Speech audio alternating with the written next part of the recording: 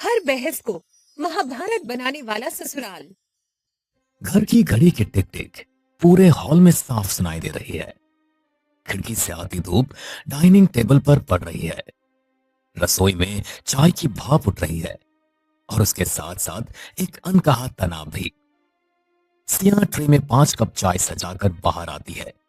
चेहरे पर हल्की मुस्कान, आंखों में सतर्कता है। रिया शारदा को चाय देती है। शारदा चाय पीती है और कहती है, सिया, चाय में चीनी कितनी डाली है तुमने? या फिर आज भी अंदाजे से ही घर चलाने का इरादा है? मम्मी जी, 2 चम्मच ही तो चीनी डाली हूँ। अगर ज्यादा है तो अभी दूसरी बना देती हूँ।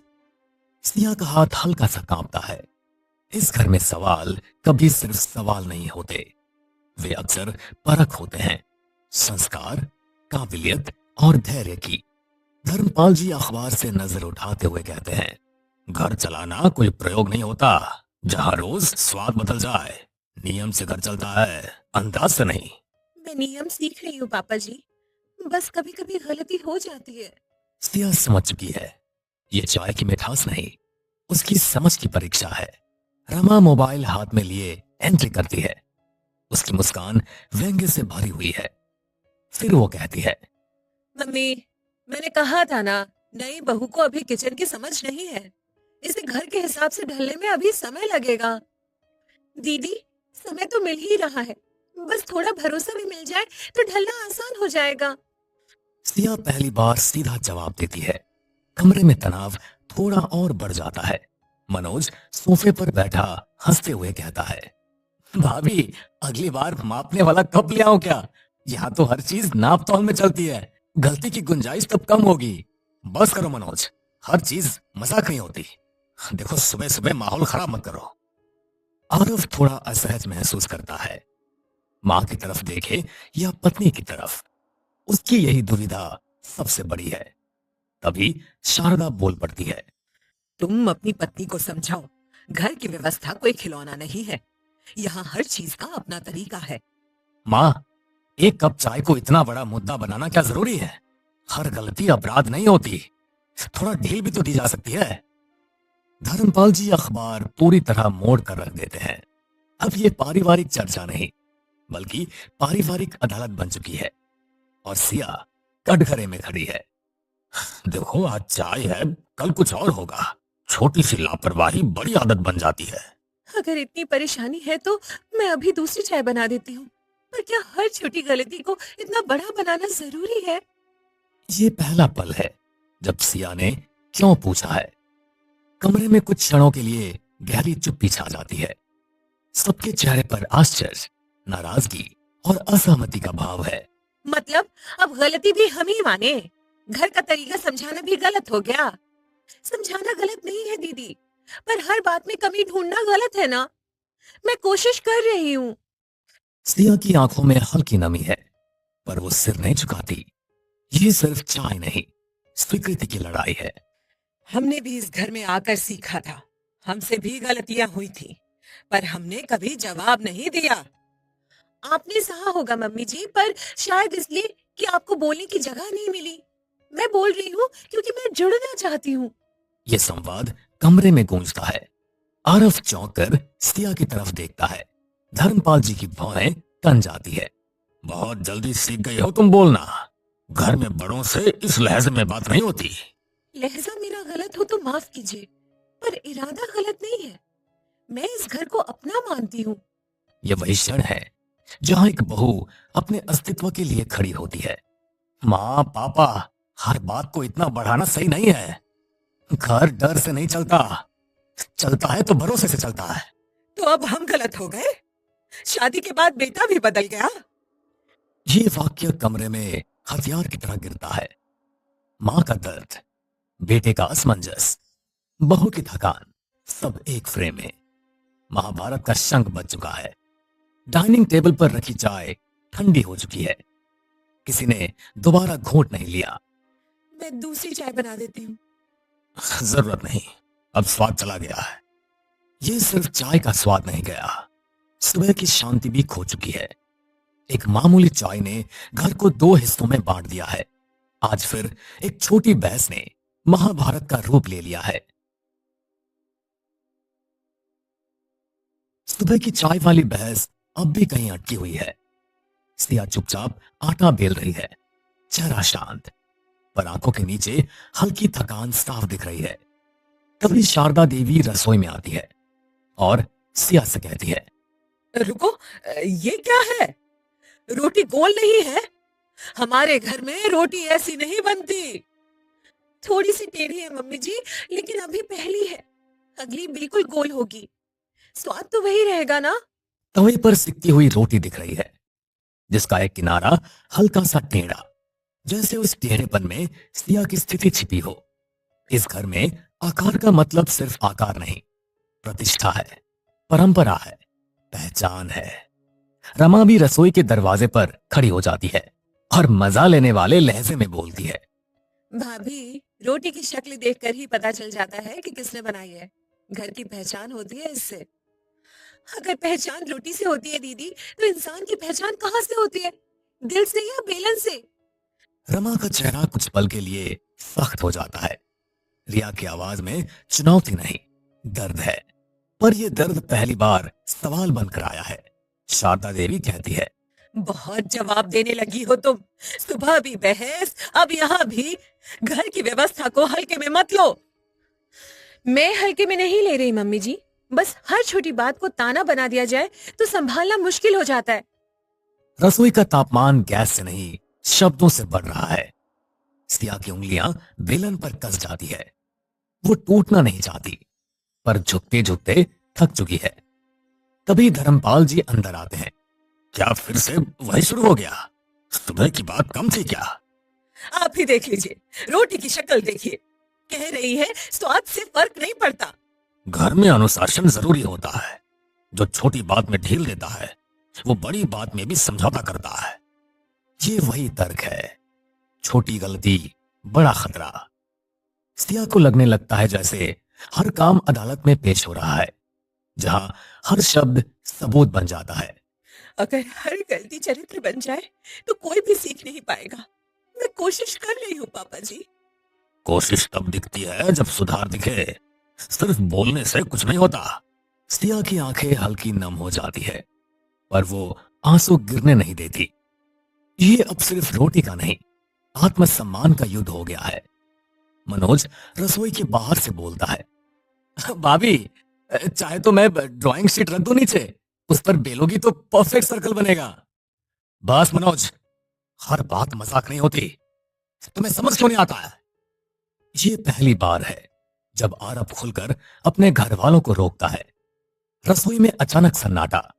सिया की नजरें पहली बार आरव से मिलती है, थोड़ी राहत और थोड़ी हैरानी से भी। भैया, आप तो ऐसे बोल रहे हो जैसे हम जानबूझकर इसे परेशान कर रहे हैं। परेशान नहीं कर रहे हो, पर हर बात को इतना बड़ा बना रहे हो कि घर घर नहीं क्लासरूम लगने लगा है। धर्मपाल जी की भौहें तन जाती है। शारदा देवी की आंखों में चोट है। उन्हें लग रहा है बेटा हाथ से निकल रहा है। हमने भी इस घर में आकर सीखा था। किसी ने हमें सराहना नहीं दी। हमने सहा, तभी घर संभाला। आपने सहा होगा मम्मी जी, पर क्या वही तरीका सही था? अगर मैं सहती रहूं तो क्या वही परंपरा निभेगी? ये सवाल हवा में अटक जाता है। रसोई का तवा जलने की आवाज करता है। रोटी का किनारा काला पड़ जाता है, जैसे बहस का ताप अब नियंत्रण से बाहर जा रहा हो। परंपरा पर सवाल उठाने से पहले ये सोच लो कि तुम किस घर में हो। यहाँ बड़ों की बात अंतिम होती है। मैं परंपरा तोड़ना नहीं चाहती पापा जी, बस उसमें अपनी जगह ढूंढ रही हूँ, जहाँ गलती पर सुधार हो, अपमान नहीं। सिया की आवाज कांपती है, पर शब्द बिल्कुल साफ है। सब अपनी अपनी जगह खड़े, पर भावनाएं टकराती हुई। तभी तवे पर रखी रोटी जल जाती है। देखा, बातों में लगी रही, रोटी जला दी। रोटी जली है मम्मी जी, मैं नहीं। मुझे मत जलाइए हर बात पर। ये संवाद जैसे कमरे में गूंजता है। धर्मपाल जी चुप हो जाते हैं। आरव की मुट्ठी भींची हुई है। अरे बस, सब बहुत हो गया। हर छोटी बात को युद्ध मत बनाइए। तो क्या हम गलत हैं? गलत नहीं, पर कठोर जरूर हो रहे हैं। और ये घर को तोड़ सकता है। शब्द भारी है, रसोई की दीवारें जैसे सुन रही हों। महाभारत अब खुला युद्ध बन चुका है। सिया धीरे से गैस बंद करती है, जली हुई रोटी कूड़ेदान में डालती है। मैं दोबारा बनाती हूँ, पर हर बार खुद को साबित नहीं कर सकती। मैं इंसान हूँ, परीक्षा नहीं। रसोई की खिड़की से आती रोशनी अब फीकी लग रही है। एक जली हुई रोटी ने घर में आग लगा दी है।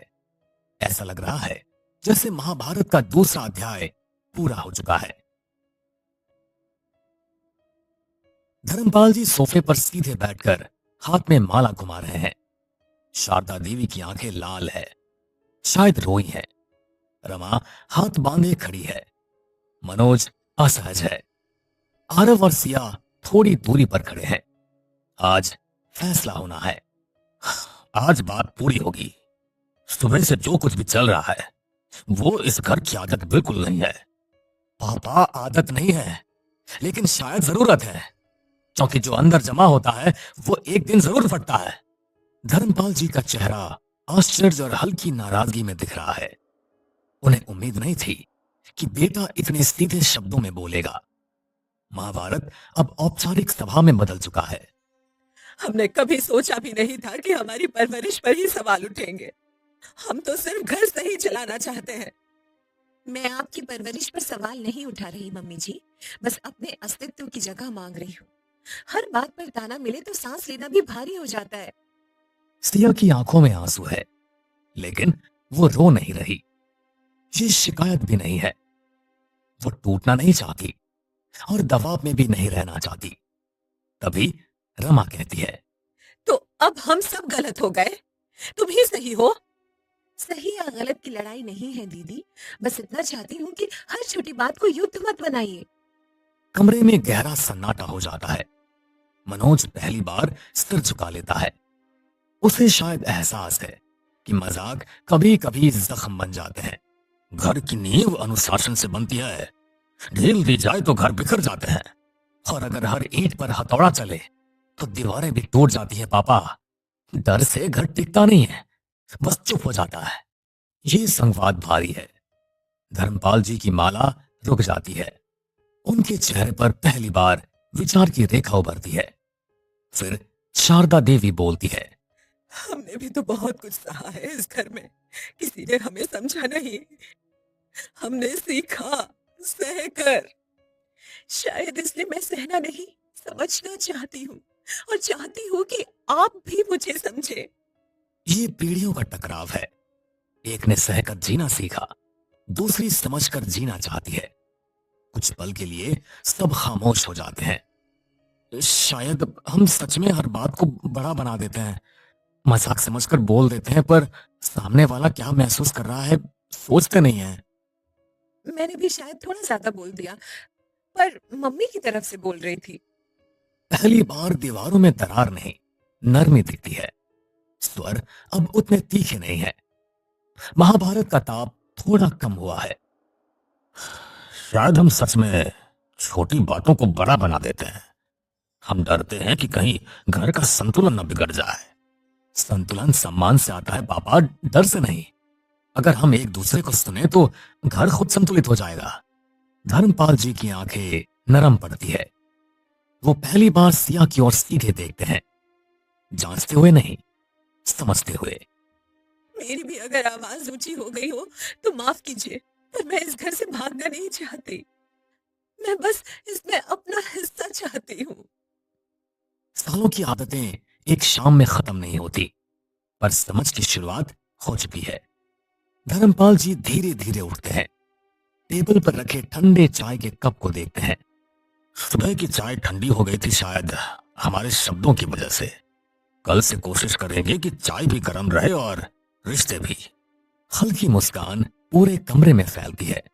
तनाव पूरी तरह खत्म नहीं हुआ, लेकिन दिशा बदल गई है। आज से इस घर में बहस होगी, पर महाभारत नहीं। हम जीतने नहीं बल्कि समझने की कोशिश करेंगे। और रोटी अगर कभी टेढ़ी भी हो जाए तब भी कुछ नहीं कहेंगे। और चाय अगर कभी मीठी हो जाए तो उसे मुस्कुरा कर पी लेंगे। पूरा परिवार पहली बार एक साथ बिना किसी तकरार के मुस्कुराते हुए एक साथ